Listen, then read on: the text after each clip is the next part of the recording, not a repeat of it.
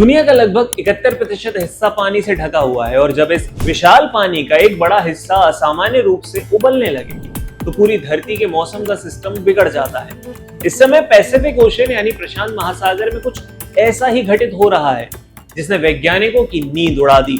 America की space agency NASA के satellites ने अंतरिक्ष से समुद्र के तापमान और उसके वाटर लेवल में एक डराने वाली बढ़ोतरी को रिकॉर्ड किया है। ये इशारा है एक महाविनाशकारी सुपर अल्नीनो की तरफ, जो पिछले 150 सालों का सबसे खतरनाक अल्नीनो साबित हो सकता है।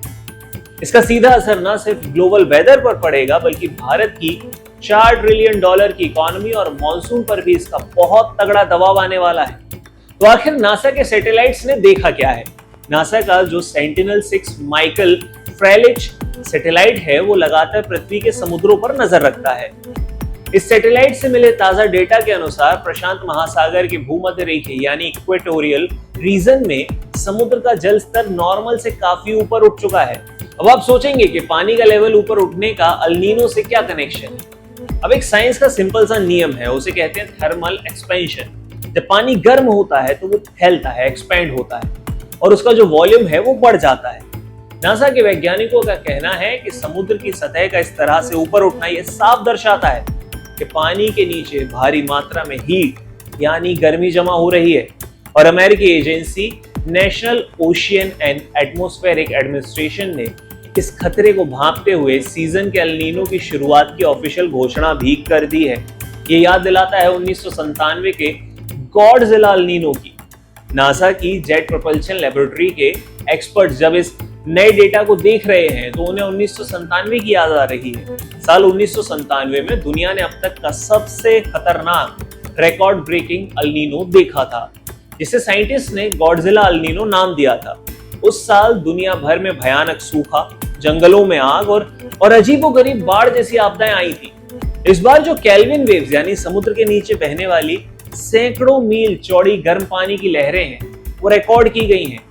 ये बिल्कुल वैसा ही है जैसे 1997 में हुआ था। अब डर इस बात का है कि मौजूदा अल्नीनो लगातार और ज्यादा पावरफुल होता जा रहा है और अगर ये इसी रफ्तार से बढ़ता रहा तो इतिहास की सबसे बड़ी क्लाइमेट घटना बन सकता है। जान लीजिए क्या होता है अल्नीनो और ये काम कैसे करता है। नॉर्मल दिनों में प्रशांत महासागर में जो चलने वाली तेज हवाएं हैं जिन्हें ट्रेड विंड्स कहा जाता है वो गर्म पानी को एशिया और ऑस्ट्रेलिया की तरफ धकेला करती हैं और इसी वजह से हमारे इस हिस्से में अच्छी बारिश भी होती है। लेकिन अल्नीनो के दौरान ये पूरा ही सिस्टम उलट जाता है। इससे हवाएं कमजोर हो जाती हैं। ये जो ट्रेड विंड्स हैं ये कमजोर पड़ती हैं या फिर अपनी दिशाओं को बदल लेती हैं। एशिया की तरफ आने वाला गर्म पानी वापस अमेरिका, पेरू और इक्वाडोर के तटों की तरफ लौटने लगता है। गर्म पानी के साथ साथ बारिश कराने वाले जो बादल हैं वो भी पैसिफिक से दूसरी तरफ शिफ्ट हो जाते हैं, जिससे एशिया के देशों में सूखे की जैसी स्थिति बनने लगती है। नासा ने जो मैप रिलीज किया है उससे ये साफ देखा जा सकता है कि भूमध्य रेखा के आसपास का इलाका गहरे लाल रंग में बदल चुका है, जो इस बात का सबूत है कि समुद्र सचमुच में उबल रहा है। अब इस पूरी घटना का भारत और ग्लोबल इकोनॉमी पर क्या इंपैक्ट आएगा?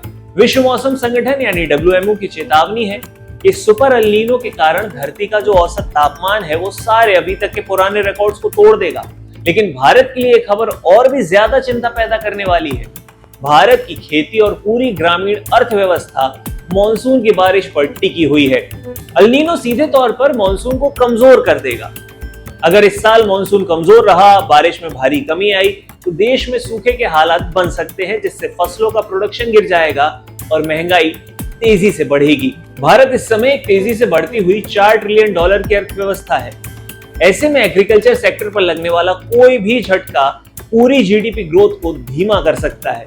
पानी की कमी और भीषण गर्मी के चलते आम लोगों की जेब पर तो असर पड़ेगा ही, इसके साथ ही पावर ग्रिड्स पर भी लोड बहुत ज्यादा बढ़ जाएगा। अब ये तो स्पष्ट है कि अंतरिक्ष से नासा के सैटेलाइट ने जो लाल धब्बा प्रशांत महासागर में देखा है ये केवल एक वेदर अपडेट नहीं है।